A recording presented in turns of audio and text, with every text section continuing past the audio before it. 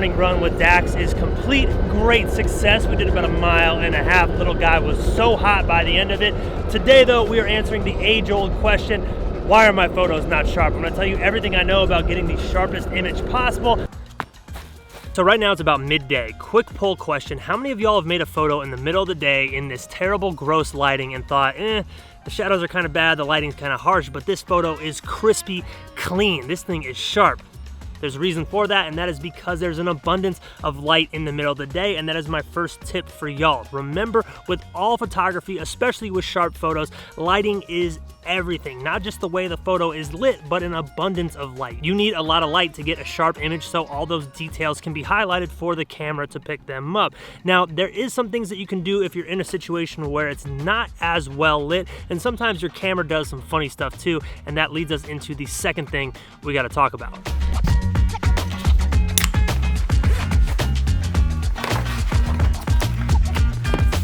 All right, a few orders from evanranft.com going out today, about to ship those. First, the second thing that is causing your photos to not be sharp is an imbalance in your exposure triangle. Essentially, your camera settings are wrong, but it might not be your fault. So the exposure triangle is this balancing point in your camera between your ISO, your aperture, and your shutter speed. All three of these things work together. If one of these things is off, it can negatively impact your image, but I'm not gonna get too into this today because the exposure triangle is a pretty complicated subject. So if you wanna see me make a separate video for that, please let me know in the comments. Today we're just gonna talk about the shutter speed element of this exposure triangle. If your shutter speed is too low, you are going to get a blurry image 98% of the time. There might be a few times where your hands are extra steady and it works out, but for the most part, a low shutter speed is a blurry image. Now I know what a lot of you are thinking. You're like, dude, this is elementary. Everyone knows a low shutter speed is bad. And I would agree with you, but you'd be surprised at how many times I see someone making a photo in less than ideal lighting conditions, like they're inside or they're at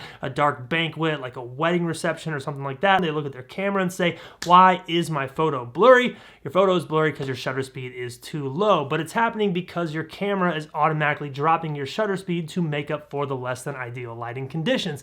I don't know why cameras do this. It makes no sense to me, but there's a quick, easy fix on how you can get around this. What you're gonna do is raise your ISO to compensate for this lack of light. So for example, let's say you have your ISO set to 1000, your camera is going to set your shutter speed to 1/20th of a second, resulting in a little camera shake and a blurry image. So bring your ISO up to 3600, maybe even 4000 if you wanna push it, so you can get that shutter speed closer to 1/100th of a second, 1/80th of a second, so you will get less motion and less blur and a sharper image. Now, raising your ISO does result in some noise and grain in your image, but for me, my personal philosophy is a little bit of noise, a little bit of grain at a higher ISO is better than a blurry photo at a low shutter speed. So that's kind of a quick basic breakdown of how that exposure triangle works. Each piece works together. So when that shutter speed is low, the only way to bring it up is to bring your ISO up or bring your aperture down, which I'm not gonna recommend yet because the next thing we gotta talk about is about low apertures.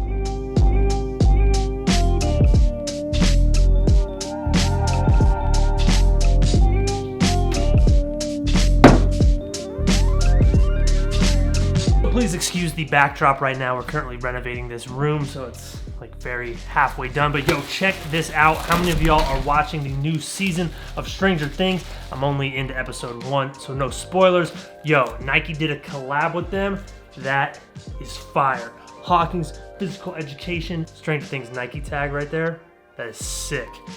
I'm gonna put this on. I'm loving this. The third thing we gotta talk about is how you're focusing your camera. Now, first, let's talk about low aperture focusing. Let's say you are in a situation where the lighting's pretty bad. You drop your aperture down to f1.8. You're gonna get that razor blade thin, shallow depth of field. How do you make sure that your subject is in focus and you can get a sharp photo? Focus on your subject's eyeball. Always aim for the eye. If their eye is in focus, the photo is going to look in focus. Even if their tip of their nose is a little out of focus, their eye is what counts. Always aim at their eye. Now, if you want to do this, you can set your camera to single point autofocus. That's what I use. I find it much easier this way. You flip the single point, you can make sure that point is right on their eye. You can move around with the joystick, or you can spot focus, which I do a lot when I'm lazy, which means you focus on the eye and then you recompose the photo.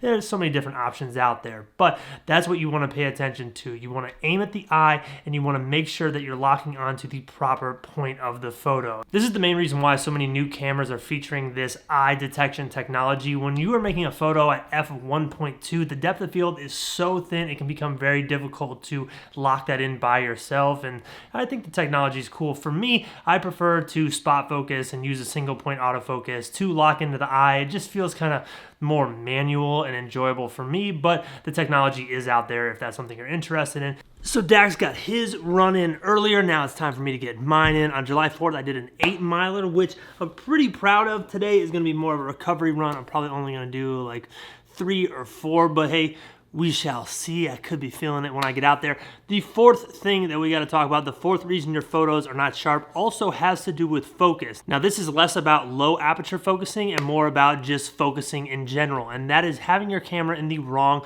focus setting. Now, most cameras come in single autofocus and continuous autofocus, as well as manual, which is kind of its own thing, which we'll talk about. So single autofocus is what I use. That's when you either hit the back button or you hit the focus button and you focus, and that's it. You got to do one of those things again to focus once again.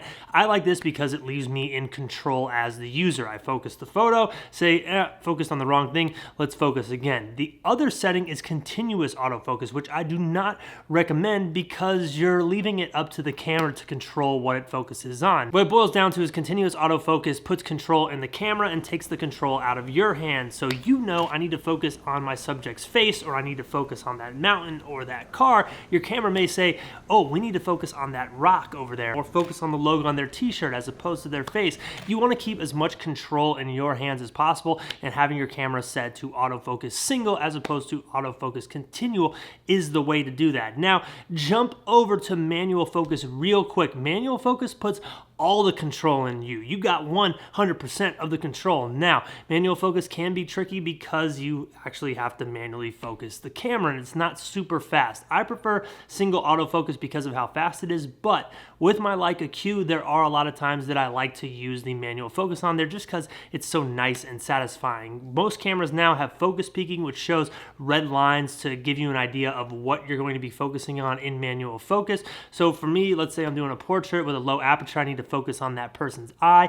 I just twist the lens until I see that red line, that red dot hit right on their eye, and I know, bang, we're in focus, make the photos. So what it all boils down to is making sure you have the control and your camera is set to the right focus mode to get the shot you want.